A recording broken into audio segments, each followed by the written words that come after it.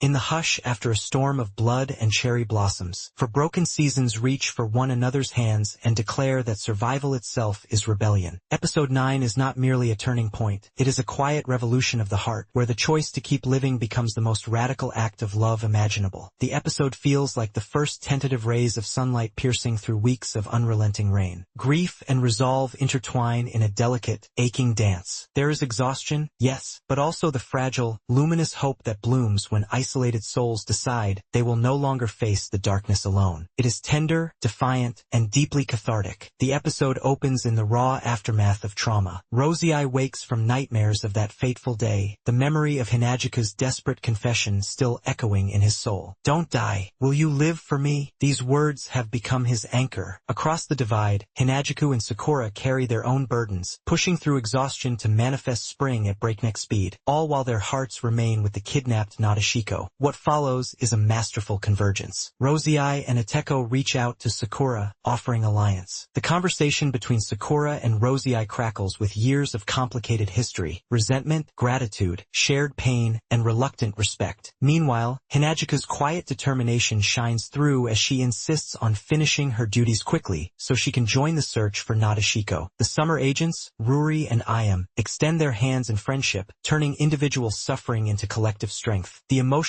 peak arrives in a series of raw, vulnerable exchanges. Hinagika's gentle insistence that they will live together stands in direct defiance of the sacrificial logic that nearly destroyed them all. Rosei's quiet admission of love, Sakura's guarded acceptance of alliance, and the formation of a genuine united front across the seasons create a profound sense of healing in motion. The episode closes on a note of cautious optimism, not naive triumph, but the hard-won resolve to fight side by side. Hinagiku Keo continues her beautiful evolution from a hesitant, rule-bound girl into a compassionate leader. Her psychology is rooted in empathy born from suffering. She feels others' pain as her own and chooses connection over isolation. The way she softly but firmly rejects despair shows remarkable growth. Sakura Himadaka reveals new layers of vulnerability beneath her fierce protectiveness. Her guarded interactions with Rosei highlight her struggle between lingering resentment and the need for allies. Her loyalty to Hinagiku remains her emotional core. Rosei Kansabaki moves from suicidal self-loathing to quiet determination. His willingness to reach out despite his awkwardness marks significant maturation. Driven by the memory of Hinagiku's love and plea to live, Rindo Azumi, through mentions and implications, burns with desperate devotion, his love for Nadeshiko fueling the larger alliance. The central theme is unity as the ultimate form of healing. The episode powerfully argues that no one should bear their burdens alone, that true strength emerges when the seasons stand together. It explores how love, platonic, romantic, protective, becomes a reason to reject self-sacrifice and choose life. Recurring motifs of flowers, seasons, and living together symbolize fragile beauty enduring harsh conditions through connection. Subtly, it critiques institutional coldness, the agency's priorities, while celebrating personal bonds that transcend duty. The idea of revenge through living beautifully is especially potent. The pacing balances reflective quiet with purposeful momentum, allowing emotional weight to settle before surging forward. Flashbacks and dream sequences provide necessary breathing room amid tension. The inferred atmosphere shifts from melancholic isolation to warm, determined solidarity, soft lighting in intimate conversations contrasting with the broader sense of gathering. Forces, silence around key confessions, and the gentle underscoring of Hinagiku's words amplify their impact. The episode trusts its audience to feel the significance of small gestures, a shared memory, an offered alliance, a promise to live. Here are all the best scenes of the episode 9:1. Hinagiku's "We'll Live Together" declaration, a masterclass in quiet defiance and love, radiating hope after so much pain. Point 2. Rosei and Sakura's tense reconciliation, layered with history, resentment, and reluctant respect, emotionally rich and believable. Point 3. The formation of the united front. When summer joins spring and winter, the sense of collective power is exhilarating. Point 4. Rosei's reflection on his feelings for Hinagiku, simple, sincere, and profoundly moving. Episode 9 of Agents of the Four Seasons is a luminous triumph of character-driven storytelling. It takes the devastating events of previous episodes and transforms them into fuel for something greater, a united front not just of seasons, but of wounded hearts choosing hope over despair, connection over isolation, and life over noble death. Through Hinagiku's gentle strength, Rosei's growing resolve, and Sakura's hard-won trust, the series reminds us that healing is rarely solitary. Sometimes the most powerful magic isn't found in divine abilities, but in the simple,